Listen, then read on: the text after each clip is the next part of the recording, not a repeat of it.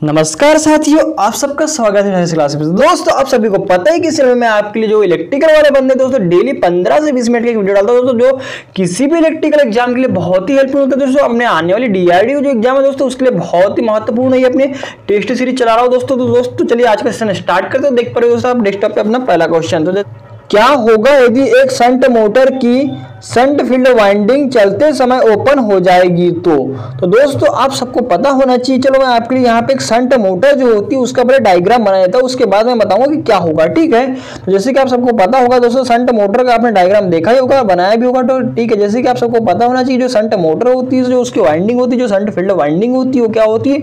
पतले तार होता है, अधिक टर्न होता है दोस्तों, तथा उसी के समांतर में क्या होता है? अपना आर्मेचर जुड़ा हुआ होता है। ठीक है, जैसे कि आप देख पा रहे हो, है ना। तो दोस्तों ये अपना शंट मोटर का डायग्राम बन गया, जिसमें क्या हो जाएगा, हम क्या करेंगे, ये वोल्टेज मतलब कि डीसी सप्लाई यहाँ पे देंगे। ठीक है, तो देखिए दोस्तों, ये आईएल हो जाएगा, लोड करंट अंदर जाती हुई है। ठीक है, यहाँ पे दोस्तों आ जाएगा IA डॉट RA हो जाएगा, है ना। और ये दोस्तों इधर में चल जाएगा अपना ISH, ये जो है ना, ये ISH हो जाएगा, और इसको बोलते हैं RSH। ठीक है, मतलब कि शंट फील्ड वाइंडिंग का रेजिस्टेंस। ठीक है, तो दोस्तों आपको क्या बोलना चाह रहा है, ये क्वेश्चन बोलना चाह रहा है कि शंट फील्ड वाइंडिंग चलते समय ओपन हो जाए, मतलब कि ये जो अपनी मतलब कॉइल है, वाइंडिंग है ना, ये क्या हो जाएगा, यहाँ से टूट गई या फिर अलग कर दिया, तो क्या होगा पूछा। तो दोस्तों इसमें क्या होगा कि जो अपने मोटर है वो क्या होगी, जल जाएगी। ठीक है, तो इसका आंसर आ जाएगा मोटर जल जाएगी। क्यों जल जाएंगी दोस्तों? क्योंकि ये हम जो करंट और वोल्टेज जो दे रहे, डीसी सप्लाई दे रहे, वो काय में जाएगा, फिर सिर्फ अपने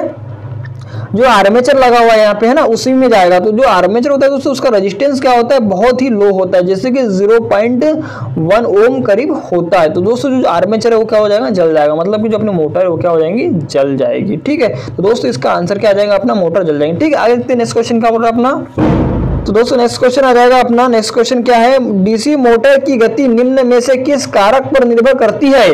तो दोस्तों डीसी मोटर की जो गति होती है लोड पर भी करती है, वोल्टेज पर भी करती है, फ्लक्स पर भी करती है। ठीक है, ये फ्लक्स हो जाएगा, वोल्टेज हो जाएगा, लोड हो जाएगा, IL है ना, IL है ना, लोड करंट जो होता है। ठीक है दोस्तों, ये तीनों पे करती है। ठीक है, आगे देखिए नेक्स्ट क्वेश्चन क्या आ जाएगा। नेक्स्ट क्वेश्चन है दोस्तों, भारतीय विद्युत के नियम अनुसार दो अर्थों के बीच की दूरी कितनी होना चाहिए? तो दोस्तों आपको पता होना चाहिए, जो अर्थिंग होता है ना, तो उनमें जो अर्थिंगों के बीच की डिस्टेंस कितनी रखी जाती है? तो दोस्तों वो कितनी रखी जाती है, 5 मीटर रखी जाती है। ठीक है, आगे नेक्स्ट क्वेश्चन। नेक्स्ट क्वेश्चन क्या बोल रहा है, कृत्रिम श्वसन की किस विधि में व्यक्ति को पेट के बल लिटाया जाता है? पेट के बल लिटाया जाता है। तो दोस्तों आप सबको पता है कि अपनी ये तीन मेथड होती है, एक होती है शेफर्ड मेथड, एक होती है सिल्वेस्टर मेथड, एक होती है माउथ टू माउथ मेथड होती है ना। ये फर्स्ट ही चैप्टर जो अपना ITI का उसमें दिया हुआ है। ठीक है, तो दोस्तों इन्होंने पूछा है कि पेट के बल किसे लिटाया जाता है। तो ठीक है, मतलब पेट के बल कब लिटाया जाता है? ठीक है, तो दोस्तों वो शेफर्ड मेथड के अंतर्गत आता है। ठीक है, तो इसका आंसर शेफर्ड आ जाएगा। ठीक है, आगे देखेंगे नेक्स्ट क्वेश्चन, केबल व अर्थ के मध्य इंसुलेशन प्रतिरोध का मान कितना होना चाहिए? तो दोस्तों ये जो केबल होता है अपना, है ना, और जो अर्थिंग होती है उसके मध्य जो अपना ओम होता है, मतलब कि रेजिस्टेंस जो होता है मेगर से जिसको नापते हैं, है ना, वो कितना होना चाहिए दोस्तों? 1 मेगा ओम से अधिक होना चाहिए। ठीक है, आगे देखिए नेक्स्ट क्वेश्चन क्या बोल रहा है अपना। नेक्स्ट क्वेश्चन दोस्तों, जैसे कि आप देख पा रहे होंगे, हेलिक्स के नियम अनुसार अंगूठा किसकी दिशा प्रदर्शित करता है? तो जो अंगूठा होता है दोस्तों किसकी दिशा करता है?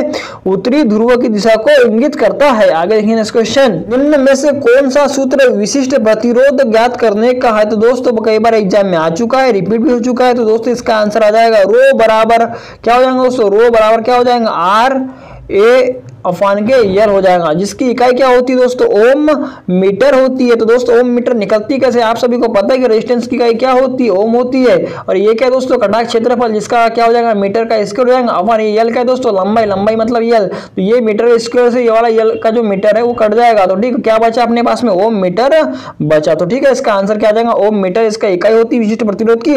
तो विशिष्ट प्रतिरोध का फार्मूला क्या होता है, रो बराबर RA अपान के यल, इसका आंसर ये आ जाएगा। ठीक है, आगे देखिए नेक्स्ट क्वेश्चन क्या बोल रहा है।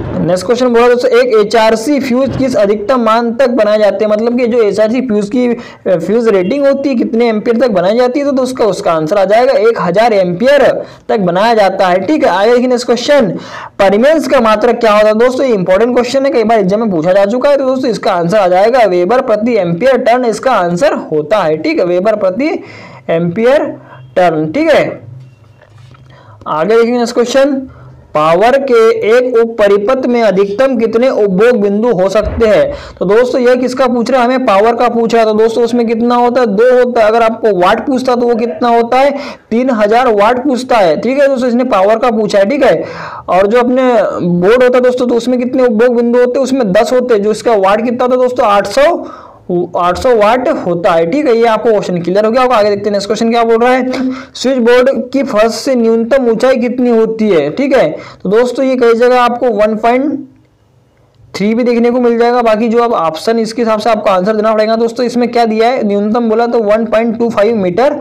आ जाएगा, बाकी इसका क्या होता है 1.3 मीटर होता है। ठीक है, स्विच बोर्ड से फर्श की न्यूनतम ऊंचाई। ठीक है, आगे देखिए नेक्स्ट क्वेश्चन क्या बोला दोस्तों, एनर्जी मीटर को भूमि से किस ऊंचाई पर स्थापित करना चाहिए। तो दोस्तों आप सबको पता होना चाहिए कि जो अपने घरों में single phase 3 face energy meter लगे होते हैं, जो एमपीबी लगाती दोस्तों, तो उसकी हाइट कितनी होनी चाहिए पूछना चाह रहा है हमसे दोस्तों।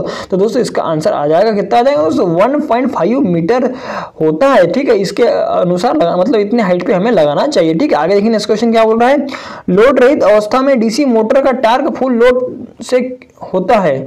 जब किसी डीसी मोटर शंट मोटर अगर उस पर लोड नहीं होगा तो फुल लोड टार्क से होता है। तो दोस्तों उसका आंसर आ जाएगा कितना, तो समान होता है। ठीक है, आगे देखिए नेक्स्ट क्वेश्चन क्या बोल रहा है, चुंबकीय बल रेखाएं चुंबक के बाहर किस की ओर चलती है। मतलब कि जो चुंबक होता है, चुंबकीय बाहर क्या होता है दोस्तों, वो उत्तर से दक्षिण की ओर चलती है हमेशा। ठीक है, जैसे कि मैं आपको ये बना के बताता था डायग्राम चुंबक का, ये नॉर्थ पोल है, ये साउथ पोल है। ठीक है, ये क्या हो जाएगा, ये नॉर्थ से साउथ की ओर चुंबकीय बल रेखाएं, जैसे कि ये है ना, नॉर्थ से साउथ की ओर चलती है बाहर। और आपको अंदर पूछेगा दोस्तों, तो वो क्या होता है, ये साउथ से नॉर्थ की ओर चलती है। ठीक है, तो ठीक है दोस्तों, आपको इतना क्लियर हो गया क्वेश्चन।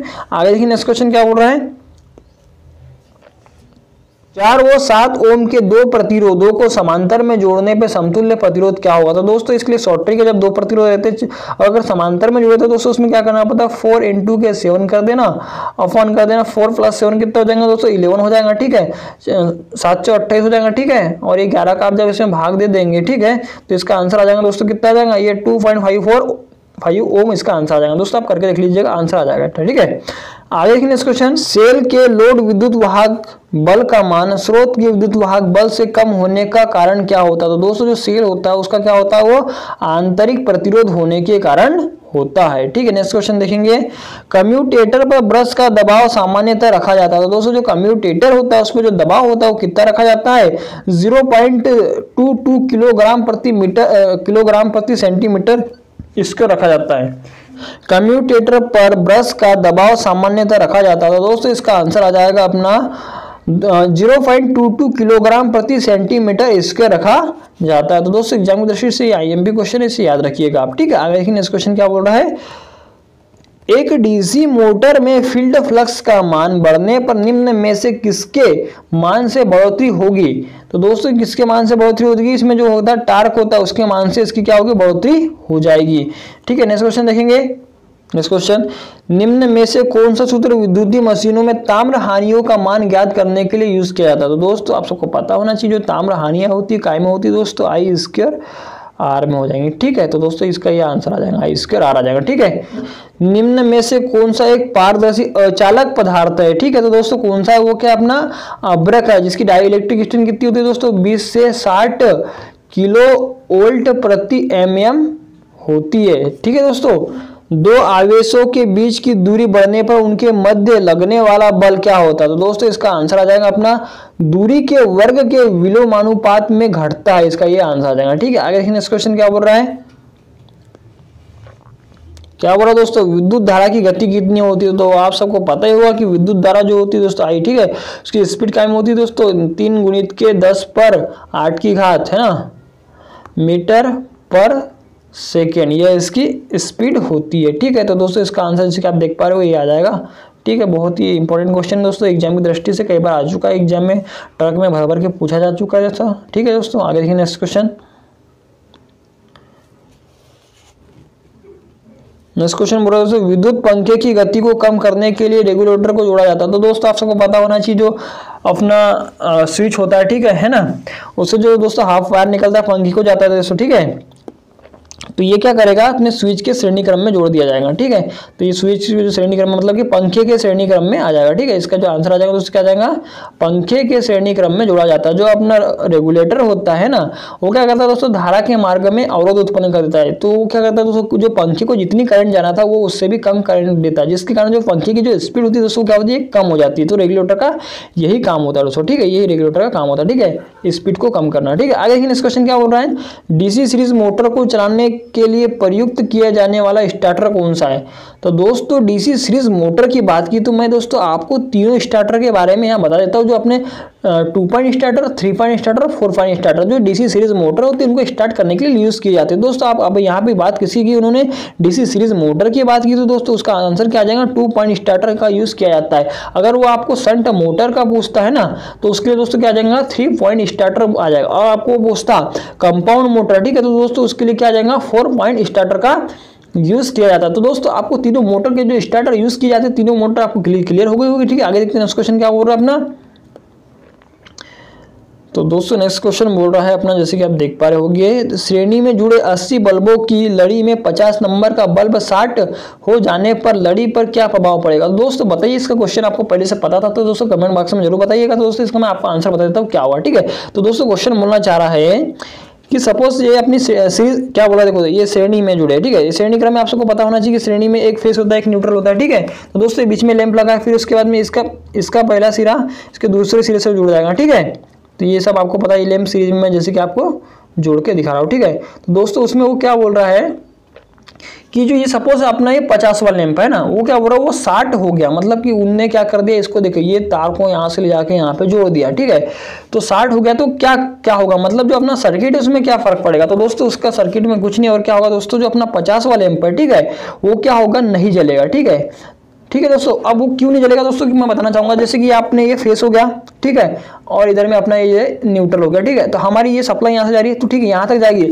अब जो दोस्तों आप सभी को पता होगा कि जो विद्युत धारा दोस्तों वो क्या होता है, जहाँ पे भी उसको कम से कम रेजिस्टेंस मिलता है वहां से वो जाना पहले स्टार्ट करेगी। तो दोस्तों यहाँ तक तो बराबर आई। अब यहाँ से क्या होगा कि ये हमने क्या करे, मार्ग को यहाँ पे शॉर्ट कर दिया। तो दोस्तों ये क्या होगा, ये सामने में उसका रेजिस्टेंस दिख जाएगा। तो क्या करेंगे, धारा जो होगी दोस्तों उसमें से ना जाती हुई धारा ये डायरेक्ट यहाँ से जाती हुई जो बाकी के लैंप है और उधर में जो न्यूट्रल है ना, यहाँ पे अपना ये परिपथ जो होगा दोस्तों ये पूरा हो जाएगा। तो जो अपना 50वां लैंप है जो है ना बीच का, वो नहीं जल पाएगा, ठीक है। तो दोस्तों इसका आंसर क्या आ जाएगा, 50वां बल्ब नहीं जलेगा, ठीक है।